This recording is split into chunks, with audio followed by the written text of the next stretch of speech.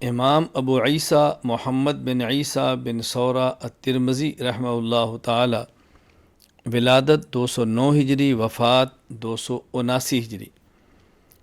سنن ترمذی کے آخر میں ابواب المناقب الرسول اللہ صلی اللہ علیہ وسلم کے تحت بابٌ فی فضل الشام والیمن لائے ہیں،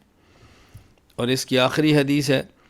وبی قال حدثنا ہارون بن موسیٰ بن ابی علقمۃ الفروی المدنی قال حدثنی ابی عن ہشام بن سعد عن سعید بن ابی سعید عن ابیہ عن ابی ہریرہ رضی اللہ عنہ وعنہ ان رسول اللہ صلی اللہ علیہ وسلم قال قد اذهب اللہ عنکم ابیت الجاہلیت وفخرها بالآباء مؤمن تقی وفاجر شقی والناس بنو آدم وآدم من تراب۔ قال ابو عیسیٰ هذا حدیث حسن وهذا صح عندنا من الحدیث الاول، وسعید المقبری قد سمع ابا ہریرہ ویروی عن ابیہ اشیاء کثیرۃ عن ابی ہریرہ رضی اللہ تعالی عنہ۔ حضرت امام ابو عیسیٰ محمد بن عیسیٰ بن ثورہ الترمذی رحمہ اللہ تعالی یہاں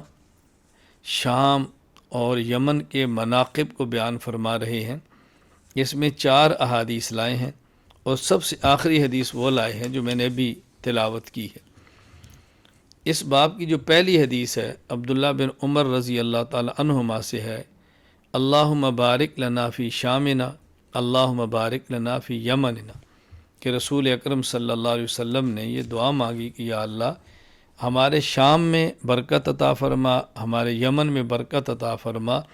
شام اور یمن میں برکت کی رسول اکرم صلی اللہ علیہ وسلم نے دعائیں مانگی۔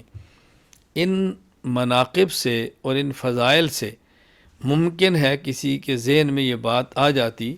کہ وہ اپنے آباء و اجداد پر فخر کرتے کہ ہمارے والد یمن کے تھے، ہمارے والد شام کے تھے، ہم تو یمنی ہیں، ہم تو شامی ہیں، فخر کرتے۔ تو رسول اکرم صلی اللہ علیہ وسلم نے ارشاد فرمایا کہ دیکھو اللہ تعالیٰ نے یہ جاہلیت کے فخر و غرور کو اور آباء اجداد پر فخر و غرور کو اور تکبر کو ختم فرما دیا ہے، بلکہ ایک مومن ہے جو متقی ہے، یا انسان فاجر ہے جو بدبخت ہے،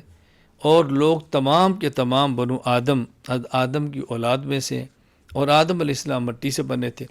تو فخر کی بنیاد کسی شخص کے باپ یا والد کا کسی جگہ کا ہونا نہیں کہ میرا والد فلاں جگہ کا ہے تو میں غرور کروں، میرا والد فلاں شہر کا ہے تو میں اس پہ فخر کروں، پر میں فخر اور تکبر کی یہ چیزیں نہیں ہیں۔ اس لیے حضرت امام ترمذی رحمۃ اللہ علیہ اس میں آخر میں یہ حدیث لائے، یہ اشارہ فرمایا کہ علم حدیث کا حاصل بھی یہی ہے کہ انسان آباء و اجداد پر فخر کرنے کی بجائے تقوی اور پرہیزگاری کو اختیار کرے اور فسق و فجور سے بچنے کی کوشش کرے۔ ہمیں بھی اس بات کا اہتمام کرنا چاہیے کہ اللہ تعالی ہمیں تقوی عطا فرمائے، اللہ تعالی فسق و فجور سے محفوظ فرمائے۔